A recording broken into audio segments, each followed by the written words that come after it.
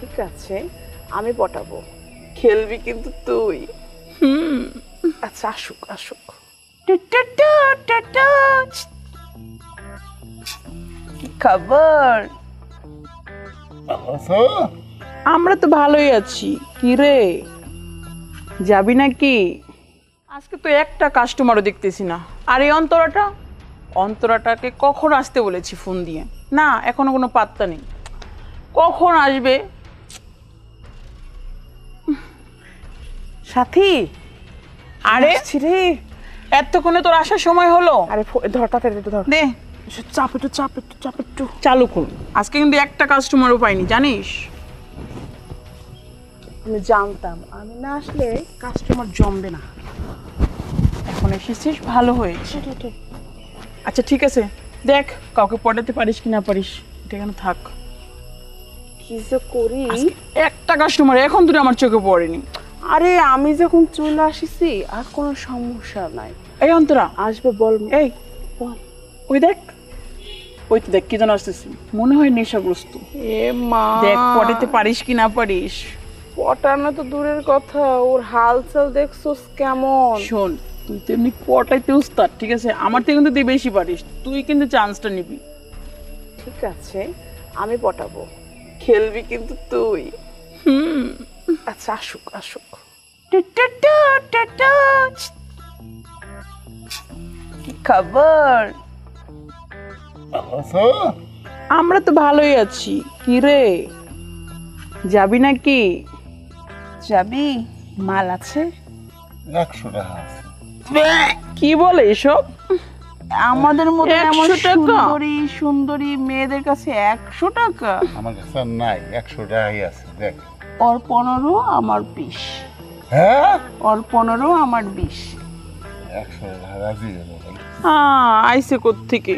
যা এখান থেকে, যা ফট। 100 টাকা আছে, রাজি হলো। আমি বুড়া মানুষ, কতক্ষণই বা করবো না। 100 টাকা নিয়ে খাইতে আইছে। আমাদের খেতে গেলে মোটটা মামু লাগবে, বুঝো নাই? ওর 15,000, আমার 20,000। 20,000? কোন 20,000 কাপড় উঠেবি? 100 তো কাপড় উঠেবি। ভাই আমার কাছে আর নাই, 100 টাকা দিতে। দূর মিয়া, আমরা কি কইছি 100 টাকায় কাপড় উঠাই? আর এটা তারাই দে, এটা কথা বললাম না। খয়রাতির খয়রাতি করে দিয়ে আমার পছন্দ হয়েছে। দূর, এই তুই সামলা তো দেখতো কি কই। আরে দুটা দে না কেন ধরে আইসে তুই মাতাল মুতাল। আজকে যে কার মুখ দেখে উঠছি ঘুম থেকে আল্লাহ জানে। দেখ আর কিছু দাঁড়ায় থেকে পাই কিনা পাই, একটু না হইলে আর কি করার। সাহেব নামের গোলাম আমি, করি যে চাকরি। কি অবস্থা! কি কাটা ফাটা সব হাতে আলতেছ? আসসালামু আলাইকুম মালিক। আসলাম। এই মুন্না, শুনলাম এই এলাকা নাকি চামড়ার দোকান দিছে। চামড়ার দোকান? ও কি যে কর মালিক, আমার তো শরম করে। একটা চামড়ার দোকান দিছে শুনলাম, কিন্তু এখনো নিজের চোখে দেখিনি। আচ্ছা, এই চামড়ার দোকান তো নতুন নতুন দোকান, এখানে কি জিনিস টিনিস কিরকম রেট? মালিক, চামড়ার দোকানের জিনিস তো সবসময় চামড়ারই হয়, কোনোটা টাইট, কোনোটা ঢিলা, কোনোটা কুচকায় যায়, কোনোটা পাতলা। কেমনে কব, তো ভালো হইব।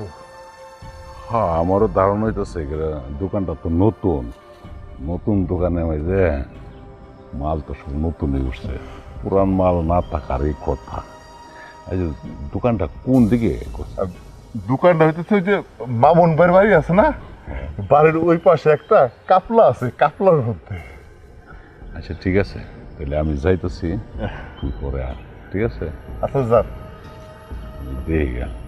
দেখে নতুন সবাই তো নতুন দোকানের আচ্ছা ভালোই মনে করি, এই জন্য ইচ্ছা হয়েছে আর কি একটু। আচ্ছা ঠিক আছে। আর এই কাছে গেলে বলিস না। না না, কি যে কর্ণা মালিক, আপনি চামড়ার ব্যবসা করতে ওইখানে যাবেন, এইটা আমি কারোর কাছে কইতে পারি, তাইলে আমার চাকরি থাকবো। লজ্জা লাগে। আমি জানি মালিক, আপনি খুব লাজুক মানুষ।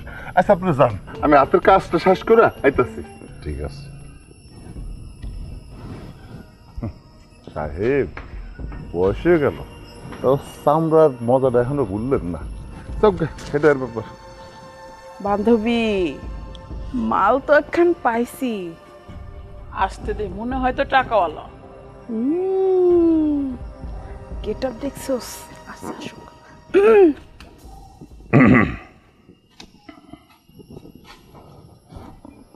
নতুন দোকান, কেবল ইট গাচ্ছে, প্লাস্টার এখনো করে নাই। এর আগে দোকান চালু করে দিছে, বালাই তো। দোকানে কিন্তু অনেক সুন্দর সুন্দর মাল, যা দেখতেছেন সবই কিন্তু অরিজিনাল। কোনটা লাগবে বলেন? লালটা নাকি চক্রচক্রিটা? সেটা আমাকে বলতে হবে না, দোকান যখন নতুন, দোকানে মালও নতুনই থাকে। সেটাই।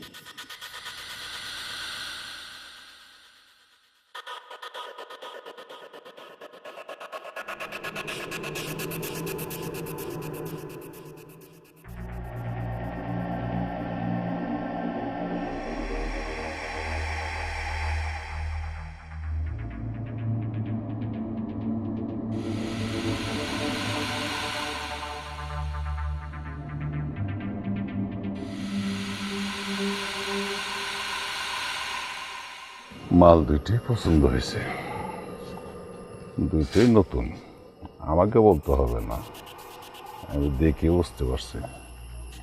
কিন্তু এই মাল কত খাইলাম, এই জন্য একটা অভিজ্ঞতা হলো। কিন্তু নিতাম দুইটারে ওই, কিন্তু আমি মাঝি একা, দুইটা নাও কিভাবে চালাবো, তো যে কোনো একটাই নিতে হবে। আচ্ছা যাক, অনেক কথা বলে হচ্ছে। রেট কার কত? আমার 20,000 আর 15,000।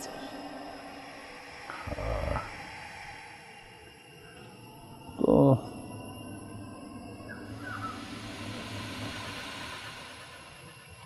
এটা তো একটু ঢিলা ডালা,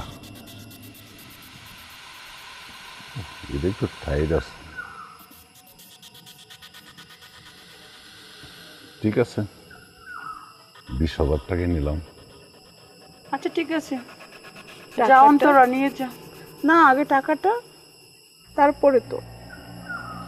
আগে টাকাটা দিতে হবে, তারপর। টাকা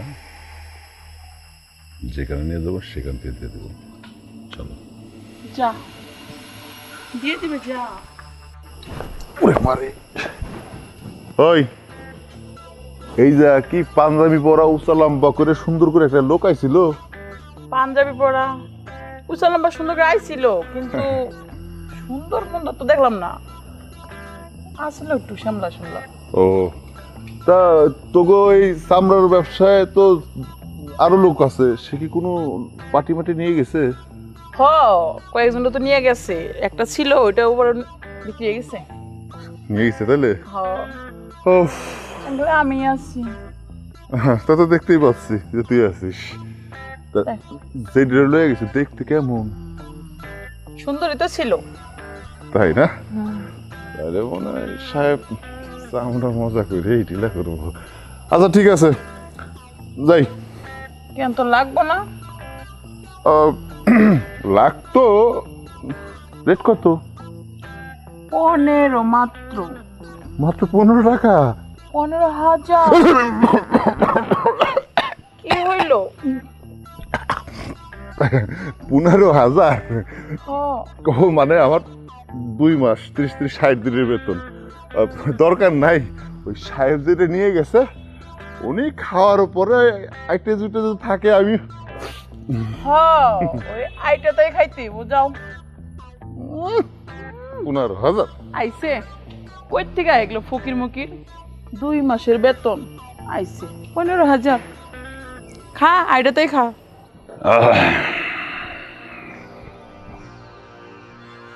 বস। এইখানে কাম করবেন? দেখো, তোমাকে নিয়ে আসছি, কিছুক্ষণ তোমার সাথে গল্প করব, আড্ডা দিব, মজা করব। অবশ্য কিছু কামচি করলাম, এই যে ভাই তোমাকে 20,000 টাকা নিয়ে আসছি, তোমাকে তো ব্যাটে নিয়ে যাই 5 মিনিট বা 10 মিনিট, তাহলে তো তুমি তোমার মতে চলে যাবো। এই জন্যই তোমাকে এইখানে নিয়ে আসছি। আচ্ছা যাক, তোমাকে একটা কথা বলি। কি কথা? এই লাইনে কতদিন ধরে? এত কিছু জানার কি কোনো দরকার আছে? কাম করতে আসছে, কাম করবা। আর এখানে নিয়ে আসছো, এখানে বেড কোথায়, কোথায় কোথায় কি করব, আমি তো কিছুই বুঝতে পারতেছি না। বুঝতে পারছি, মানে মাথাটা গরম হয়ে গেছে। কোন সময় একটু বেটে যাবা, 20,000 টাকা গয়নি নিয়ে যাবা। আজকে তো আমি মনে করি আর কোথাও কাজের প্রয়োজন নাই, আর অন্য কোথাও যাওয়ার আশা আছে। সেটা তো আপনার জানার দরকার নাই। কাম করতে আসছি, কাজ করবেন, টাকা দিবেন, চলে যাব, শেষ। না ঠিক আছে, তুমি ঠিক ঘামতেছ।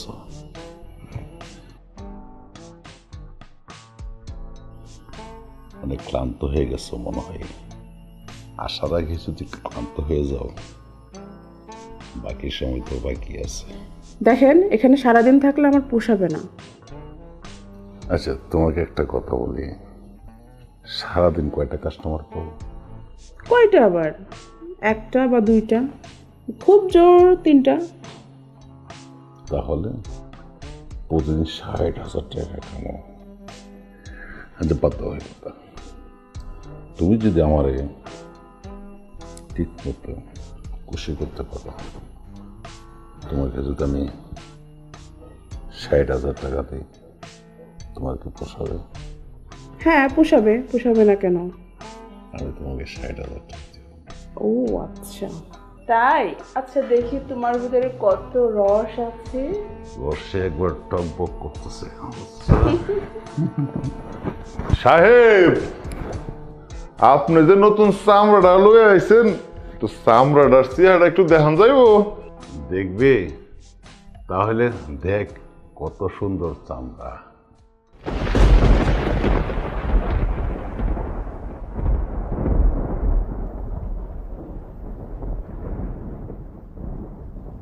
ভাইয়া তুমি? কি ব্যাপার, আগে কি তুমি কি কটকায় গেছিলে নাকি ভাইয়া? চুপ করেন সাহেব, আর একটা কথা কইবেন না। অন্তর হইতেছে আমার ছোট বোন।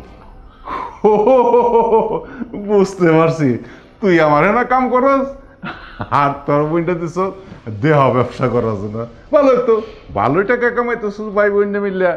আর যদি মনে হয় তোর বোন তো অনেক সুন্দর, তোর বোনটা আগে আমার তারা দিতে পারতে, তাহলে আমি ভালো টাকা পয়সা দিতাম। ব্যাস সাহেব, ব্যাস, অনেক কথা কইছেন। আমি আপনার বাড়ির চাকর হইতে পারি, তাই বলে এতটা ছোট হয়ে যায়নি। আমার বোনটা দিয়ে ব্যবসা করাই না। আমার বোন আমার আদরের একটা বোন। আপনি আবার সবসময় কইতেন না যে 2 দিন পর পর কিসের জন্য আপনার কাছে টাকা চাই? এই বোনটার লাইকা অনেক স্বপ্ন ছিল, অনেক আশা ছিল। এই বোনটারে লেখাপড়া করা ডাক্তার বানাবো। আমার সব স্বপ্ন আশা পানির সঙ্গে মিশাই দিছে। এই টাকা পয়সা নিয়ে সবসময় আমি ওকে দিতাম, ওকে কষ্ট বুঝতে দেয়নি। আমার বাবা মারা যাবার পর থেকে না, আমার এই বুকের মধ্যে রাখছে ওরে। যখন যেটা চাইছে তখন সেটা দিছি।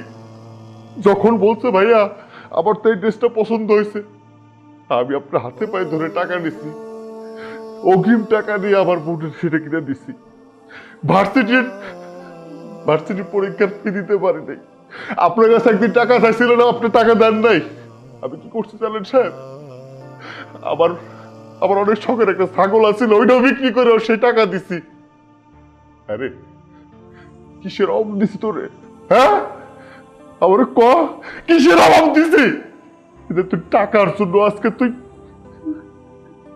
আমার মান সম্মান সব তোলার সঙ্গে মিশিয়ে দিছস, আমার স্বপ্নটা শেষ করে দিছস। তোর কাছে এতটুকু চাইছিলাম, হ্যাঁ?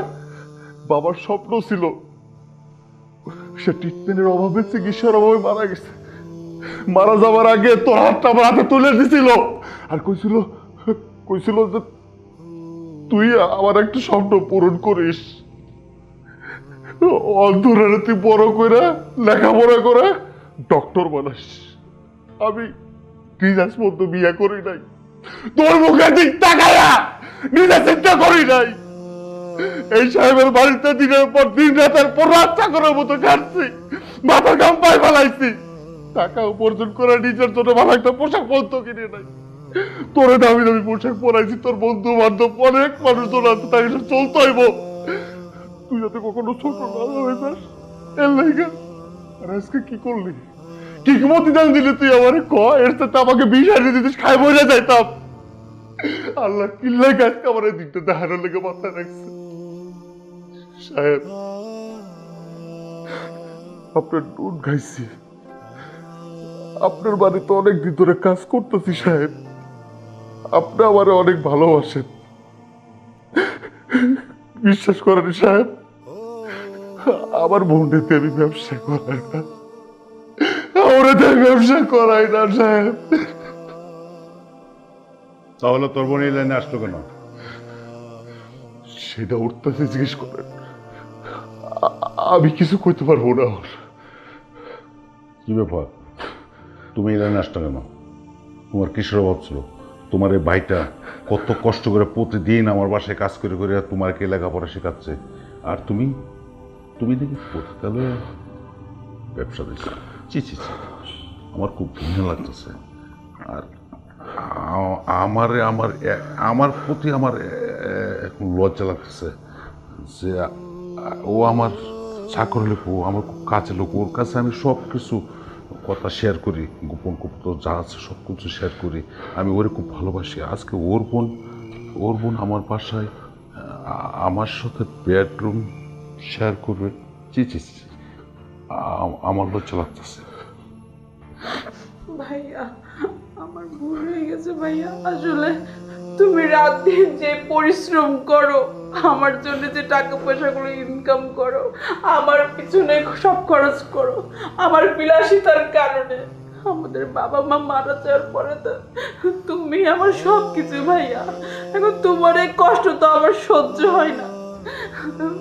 চাকরির জন্য যদি কোথাও যাই, সেখানে শুধু এই জিনিসটাই চাই, ভালো কোথাও গেলে শুধু এই জিনিসটা চাই।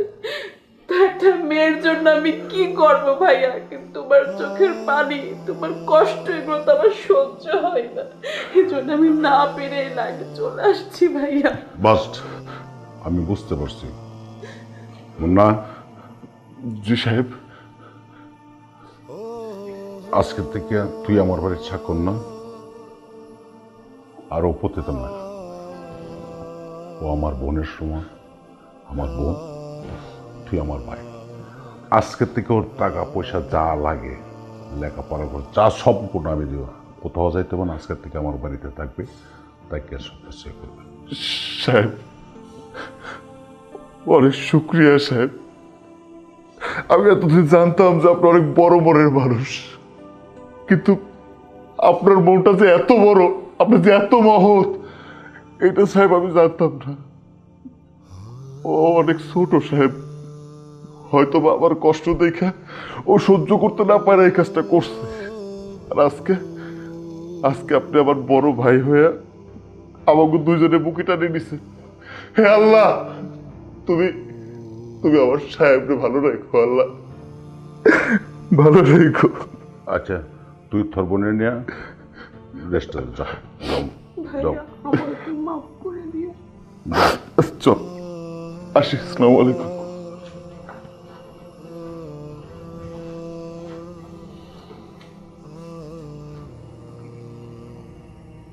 যাক,